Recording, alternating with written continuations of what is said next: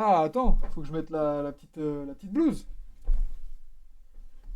Mais là, moi je t'attends, hein. Bien sûr. On a la pause, on a la mi-temps. Hop.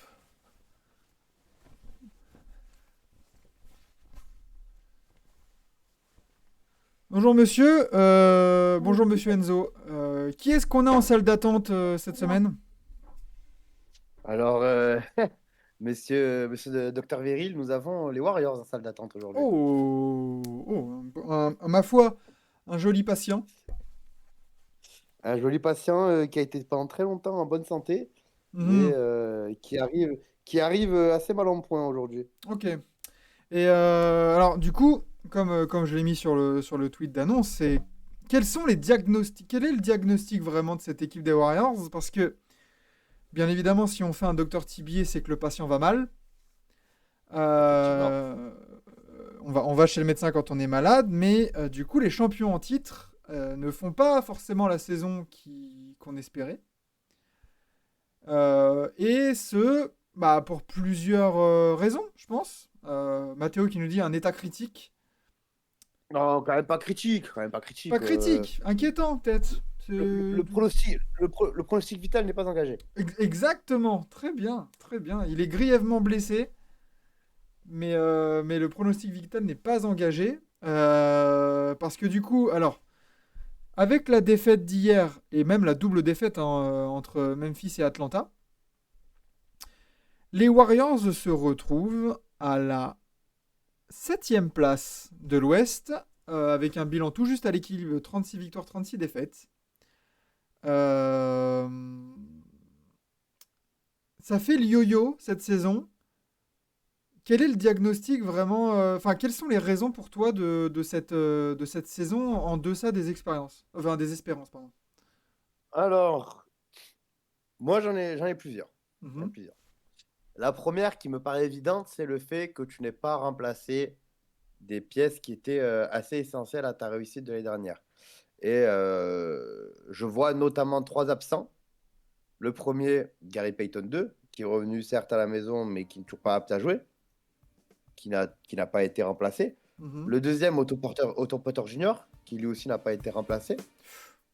Ça, Ah, je trouve, je- il avait quand même son rôle, il faisait quand même son taf, tu vois. Donc, non, mais je trouve que Dante donc ça, DiVincenzo, il fait plutôt une bonne saison. oui, il fait une bonne saison, effectivement, il a un des meilleurs contrats de la ligue également. Mais ça ne reste, déjà, c'est pas le même profil. C'est pas les mêmes missions. Défensivement, ils t'apportent pas les mêmes garanties, notamment physiques. Donc, sur ça, tu as un souci. Et la troisième personne qui n'est pas remplacée et qui est absente, c'est Andrew Wiggins, qui est limite le deuxième meilleur joueur des Warriors cette saison et qui est toujours absent actuellement. Rajoutons à ça le fait que certains cadres n'ont plus le même impact. Je mets Clay de côté parce que c'est sa première saison complète. Donc, même s'il a des matchs sans, il a surtout des matchs avec. Mais je parle notamment de Draymond Green et de Jordan Poole qui ont un rendement bien moins important et valuable que celui de l'année dernière. Je vois des gens remettre la faute sur Kevin Looney, mais Kevin Looney ne doit pas être le fautif Ouais, vu le rôle minimum qu'il a. c'est ça, c'est C'est ça. pas sur, c'est pas sur lui que tu peux remettre comment dire, tes regrets. Mais je vois un Draymond peut-être moins saillant en défense. Je vois un Jordan Poole avec beaucoup plus de déchets. Donc sur ça t'as des soucis. Et un autre souci pour moi qui est aussi un peu plus peut-être touchy à aborder, c'est le souci Steve Kerr. Le C'est souci ça. Steve Kerr C'est qui commence pour moi à montrer des signes de, comment dire, de lassitude. Il a plus les, surtout dans ses adaptations in-game où voilà, est-ce qu'il y a on des essaye toujours. adaptations in-game maintenant? C'est ça, elles sont très. Rien que dans les rotations, il n'y a pas tant d'adaptations que ça. Alors que tu n'as plus un effectif aussi dominant. Tu es obligé de t'adapter un peu aux adversaires. C'est plus les adversaires qui sont obligés de t'adapter à toi, forcément. Donc, C'est ça, c'est dès que ça. tu tombes sur des équipes, dès que tu tombes sur des équipes qui step up un peu, je prends par exemple le cas des Hawks. Le cas des Hawks qui clairement ont joué avec une intensité au-dessus de leur moyenne contre les Warriors. Forcément, ça fait mal. Et donc, du coup, tout ça vient à un même problème, qui est pour moi la défense, qui était une force des Warriors pendant des années. Aujourd'hui, et surtout à l'extérieur, les Warriors sont catastrophiques puisqu'ils ont le troisième pire def rating de la ligue à l'extérieur. Et Donc je crois que voilà, c'est la meilleure équipe à domicile et là aussi la pire en équipe à demi, ouais. l'extérieur. Donc Depuis, depuis l'All-Star Game, ouais. ouais. Depuis l'All-Star Game, c'est 7-0 à domicile et 0-7 à l'extérieur. Alors du coup, je suis totalement d'accord avec tes observations. Je vais juste essayer de compléter concernant le cas de Jordan Poole parce que tu as dit à juste titre qu'il était bien plus maladroit. J'en ai parlé personnellement avec le compte TBA ces derniers jours là, en réagissant un peu aux défaites contre Atlanta et contre Memphis. Jordan Poole, ce qui me choque aussi, enfin ce qui me pas me choque, mais ce qui me, enfin, mince, comment dire, ça me choque pas, mais ça saute aux yeux. C'est pas tant dans ses pourcentages parce que forcément il prend peut-être plus de tirs, du coup les pourcentages, voilà, quand ça rentre pas, ça rentre pas. Mais c'est plus dans le comportement in-game. C'est c'est beaucoup moins sérieux, ça fait beaucoup moins les efforts, c'est beaucoup moins locked in, tu vois, voilà. C'est des choix douteux et là où on en revient au cas Steve Kerr parce que moi et surtout hier soir, si vous avez vu le match, euh, vous pourrez peut-être abonder dans mon sens ou pas, hein, si vous n'êtes pas d'accord, mais c'est que dernier quart-temps, les Warriors reviennent à 2 points des Grizzlies. Ils font un effort de ouf en, en fin de troisième quart-temps. Jordan Poole d'ailleurs s'enflamme dans le troisième quart-temps. Et là, qu'est-ce qu'on a vu du côté des Warriors? 3 points, 3 points, 3 points, 3 points, 3 points, 3 points, 3 points. Et même pas des 3 points à la mode Warriors où le ballon circule et on trouve un shooter démarqué.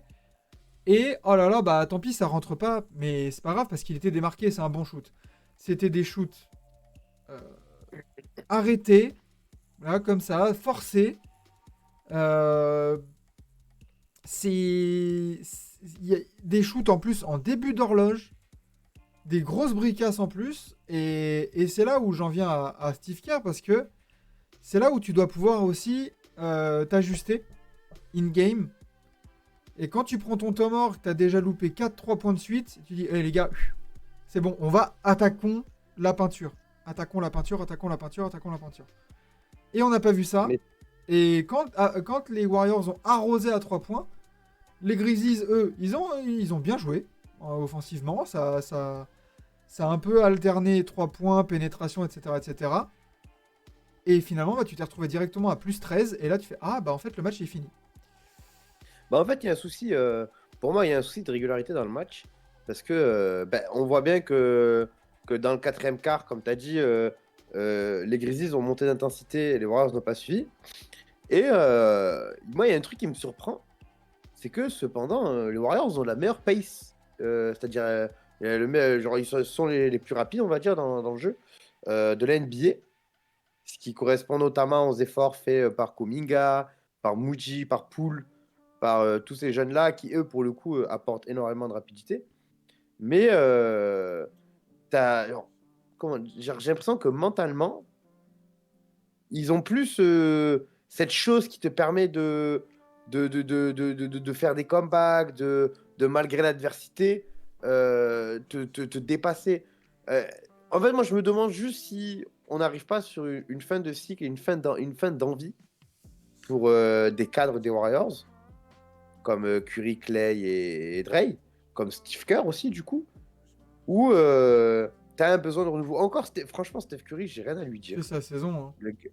Il fait sa saison, le gars, il est. Et puis même, tu vois dans le body language que même lui, il est un peu saoulé de ce qui se passe autour de lui. L'année dernière, pardon, cette nuit contre John Brooks, il a reçu un traitement à la John Brooks. Clairement, il a été très très embêté.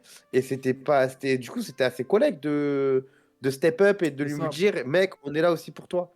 Et ça n'a pas été le cas. Et c'est là Ça n'a où, pas été le cas. en playoff l'année dernière, et je rejoins Mathéo quand il dit c'est parce qu'on perd le ballon très vite aussi, c'est vrai. Mais c'est là où Jordan Poole, par rapport à ses playoffs, il doit step up dans son comportement, dans son leadership aussi. Il a signé le gros contrat l'été dernier. Maintenant, faut assumer. Et bah, quand Jimmy Butler il est pas là ou il a un peu une nuit un peu moins bien, Tyler Hero il peut être là pour mettre 25-30 points et être propre. C'est dans ce rôle-là aussi où on va l'attendre. Pas seulement. J'ai l'impression que, tu vois, il est à 20 points de moyenne, je crois, ou 18 points de moyenne. Un truc comme ça. Poole. Ouais, un truc comme ça. Attends, je vais te sortir ça. Continue ton argumentaire. Moi, je te sors ça. Mais j'ai l'impression que c'est pas 18 points tout le temps. C'est 10 ou 28. Enfin, tu vois. J'ai l'impression qu'il y a vraiment des deltas entre ses performances 20 points, effectivement. qui font que, bah, en fait, tu peux pas être assuré d'avoir 20 points de Jordan Poole tous les soirs. Il va prendre feu, il va t'en mettre 32, la nuit d'après, il va t'en mettre 12. Et c'est là où ils doivent encore, et c'est là aussi où je rejoins Mathéo, il manque Andrew Wiggins pour avoir aussi cette fiabilité et cette défense aussi. Parce que, comme tu l'as dit Enzo, tu les sens pas plus capables, et pas capables cette saison pour le moment, parce qu'ils peuvent encore nous faire mentir. Tu les sens plus capables de se dire, ah, ils sont à -4, bah, ils vont faire 2 stops, en fait. Et Avant, on pouvait se dire que ouais, la line-up et tout ça, ça fait des stops un peu quand ils veulent, quand ils se mettent à jouer à fond. Et là, t'as plus l'impression qu'il y a ça. Il y a l'usure de Draymond Green, il y a l'absence d'Andrew Wiggins, il y a Klay Thompson qui est un peu moins fort défensivement après ses blessures, il y a les pertes de Gary Payton 2 et la longueur de bras surtout d'Otto Porter Jr. qui aidait beaucoup à l'intérieur. C'est un peu tout ça qui font que bah, les Warriors, c'était un peu l'équipe Dr. Jekyll et Mr. Hyde cette saison. Parce que comme pour je te donner raison sur Jordan Poole, sur ses 12 derniers matchs, c'est 15 points, 29, 34, 18, 10, 11, 22, 13, 20, 19, 12, 21. Voilà. Comme tu as dit, Et c'est des explosions, et dans le bon sens et dans le mauvais sens. Et c'est là où... Et tu veux que je te donne une autre stat une autre stat sur Monsieur Jordan Poole? Vas-y. Il a le troisième pire total de réussite de son équipe, avec 42% de réussite au tir. Voilà. Les seuls qui font pire, c'est Ryan Rollins, qui a joué 12 matchs, et Patrick Baldwin Jr., qui a joué 26 matchs. C'est terrible. Sinon, hein. Jordan Poole et DiVincenzo, 42,8. Klay Thompson, qui arrive après avec 43,5. Donc, sachant que quand Baldwin et Rollins, ça joue dans les garbage time ou un truc comme ça. Hein. Ouais, ben, tu prends le top 5 des joueurs qui prennent le plus de tirs aux Warriors, il n'y a que Curry qui a 50%. Voilà. Et c'est là aussi, voilà, où là ça a repris, mais on fait encore une petite minute, une minute 30, 2 minutes là pour faire le petit quart d'heure de la mi-temps. Et c'est là où Steve Kerr doit aussi s'adapter. Il faut arrêter de s'obstiner à 3 points, de prendre des pull-ups en transition et tout ça, et essayer de dire, les gars, vous n'avez pas de réussite au tir cette année. Attaquons. Faisons faire des fautes. Et... C'est ça. Et ouais. surtout que la force de Jordan Poole l'année dernière, c'était quand même d'être hors système, dans le sens où lui, il n'avait pas forcément besoin de jouer off-ball pour se créer un shoot. Sachant que lui et Curry, c'est les seuls qui sont capables de faire ça aux Warriors aujourd'hui, se créer un shoot en sortie de dribble. Donc il jouait dessus. Cette année, ça marche moins bien parce que les défenses sont plus préparées. L'année dernière, Poole, c'était la surprise. Aujourd'hui, il arrive avec des défenses couteau entre les dents. Donc compliqué. Hein. Non, c'est clair. Donc à voir du coup ce qu'ils vont nous réserver, ces Warriors. Diagnostic, du coup, quelle est la maladie? Parce qu'en fait, c'est ce que je te disais en off juste avant qu'on prenne l'antenne pour le match. C'est que fondamentalement, ces Warriors, tu sens même pas une équipe qui est mauvaise. Ils sont tellement capables de coups d'éclat et de bien jouer que c'est franchement, force aux supporters des Warriors, parce que ça doit être tellement frustrant de voir ton équipe qui peut tabasser tout le monde à domicile et perdre de 20 contre les Spurs, genre, enfin, je sais pas, aux Spurs. Enfin, donc, ouais, Mathéo, il nous dit psychologique plus des absents. Ouais, mais limite, là, faut que les. Si on peut faire un peu une prescription, une petite ordonnance, euh, j'aimerais bien, moi, que les leaders, là, ils gueulent un peu, même en conférence de presse, ou tu vois, genre que, je sais pas, Ils sont trop, Curry, Draymond, trop, ça tape un peu plus fort sur eux-mêmes, tu vois. trop occupés à gueuler sur les Grizzlies plutôt que sur eux-mêmes.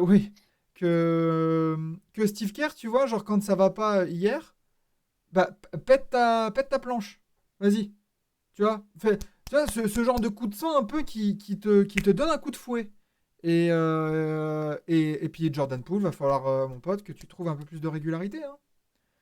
Parce que, C'est ça. parce que là, ça va pas. Tu peux pas tourner à 20 points juste, ouais, prendre les stats brutes, stats muse. Il tourne à 20 points par match, ça va. Ouais, mais non. Non, c'est pas bon. Du coup, les Warriors, force à vous. On espère vous voir en playoff avec un beau jeu quand même, parce que bah, voir des Warriors en playoff, pardon, c'est toujours appréciable. Et puis voir Steph Curry jouer de toute manière, c'est toujours plutôt appréciable. Toi, Enzo, inquiet ou pas pour finir là-dessus? Pardon? Un Inquiet ou quoi? pas pour finir là-dessus? Un quoi? J'ai mal entendu, mon pote. Inquiet. Inquiet? Tant qu'il n'y a pas Wiggins, oui. C'est compliqué. C'est compliqué. Espérons qu'ils reviennent. Et ben voilà pour cette première de Dr. TBA. Le match a repris du coup depuis quelques petites minutes, mais on va reprendre. Bah, merci à YouTube en replay au cas où d'avoir vu cette vidéo. Venez en live avec nous pour bah, la semaine prochaine un nouveau Dr. TBA et une nouvelle auscultation avec un nouveau patient. Ciao ciao. Nous on revient au match.